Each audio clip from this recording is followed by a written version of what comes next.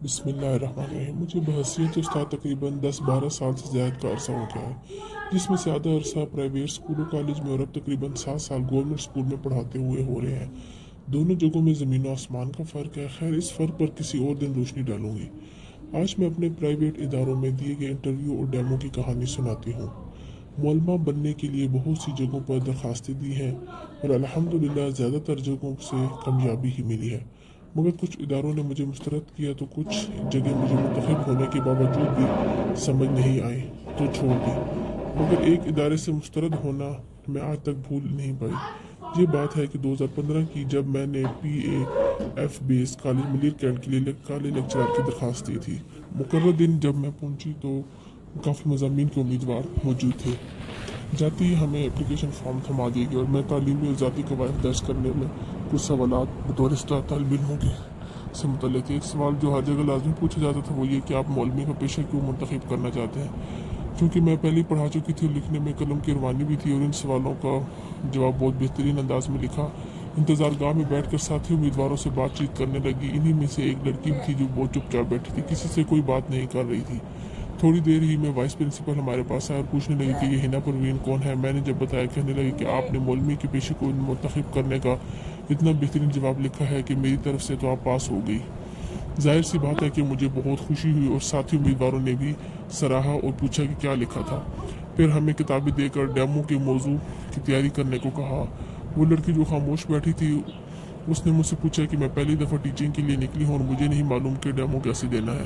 میں اپنا موضوع چھوڑ کر اس کو سارا طریقہ سمجھایا اور کس طرح بلیک بورڈ پر لکھنا ہے اور کس طرح آمادگی کے سوالات سے موضوع کی طرف آنا ہے، لیسن پلاننگ سب کچھ بتا دی۔ اس سے بات چیت کے دوران پتہ ہی نہیں چلا کہ وہ کیمسٹری کے لیے آئی اور کراچی یونیورسٹی سے ہی پاس آؤٹ کیا، تو مجھے بہت خوشی ہوئی اور اپنے ڈپارٹمنٹ کی خیر خبر ہی مل جائے گی، کیونکہ مجھے کافی سال ہو گئے گئے ہوئے۔ میں نے سب پروفیسرز کے نام لے کر ان کے بارے میں پوچھنا شروع کر دیا تو اس نے سر ناصر کا نام سنتے ہی کہا وہ تو ICU میں ہے اور بہت سیریس حالت میں ایک دم لرز گئی، کیونکہ انہوں نے ہمیں ماسٹرز میں پڑھایا تھا اور MPhil کے بھی دونوں سیمسٹر اور اس کے ساتھ بہترین کورس رہا۔ بہت ہی خوش مزاج اور دوستانہ انداز میں پڑھایا کرتے تھے۔ میرے ذہن میں سر کی شکل اور باتیں گھومنے لگی اور میں بہت پریشان ہو کر ان کی صحتیابی کی دعائیں مانگنے لگی۔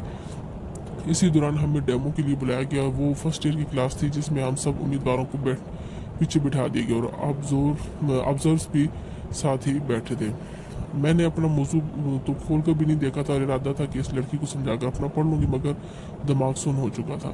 ایک دو ٹیچرز کے بعد اس لڑکی کی باری آ گئی جس پر اعتماد انداز سے اس نے لیکچر دینا شروع کیا۔ حقیقت میں دنگ رہیں گی، بہترین انداز بیان، موضوع پر مکمل عبور، طالب علموں کو متوجہ رکھ کر بلیک بورڈ کا استعمال بہت ہی خوب کیا۔ ایک دھچکا تو مجھے سر کی بیماری کا لگا اور دوسرا اپنی بے وقوف بننے پر۔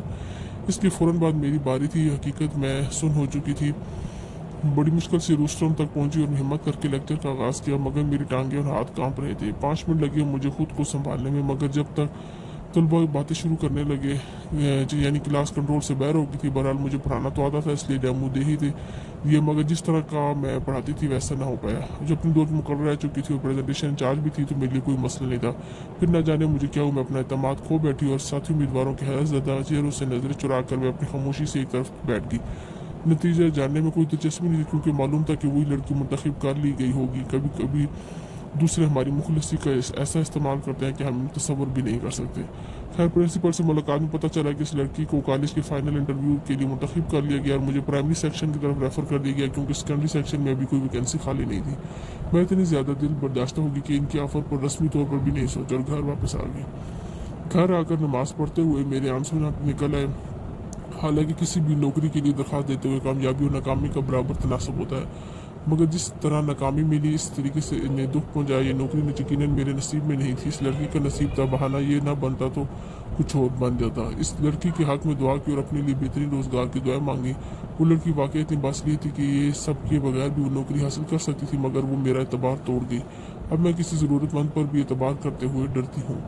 اللہ ٹوٹے دلوں کی پکار کیسے سنتا ہے، اس کا اندازہ تو مجھے بہت دفعہ زندگی میں ہو چکا ہے، مگر اس بار مجھے اس واقعے کے فقط 1 مہینے بعد ہی سندھ گورنمنٹ کئی سال پہلے دیے گئے ٹیسٹ کے بعد اچانک آفر لیٹر ملنے کی خبر نے واقع سجدے میں جھکا دی۔ ذرا سی تکلیف کی صورت میں اتنا غیر متوقع انعام ملا کہ شکوہ ہی مٹ گیا۔ واقعی میرا رب بہت مسبب الاسباب ہے، ہمیں معلوم ہی نہیں ہوتا کہ ہمارے لیے کس چیز میں بہتری ہے، اور تم اپنے رب کی کون کون سی نعمتوں کو جھٹلاؤ گے۔ ویڈیو پسند آئی ہو تو پلیز اس کو میرے چینل کو سبسکرائب کریں تاکہ مزید اس طرح کی ویڈیو ملتی رہے.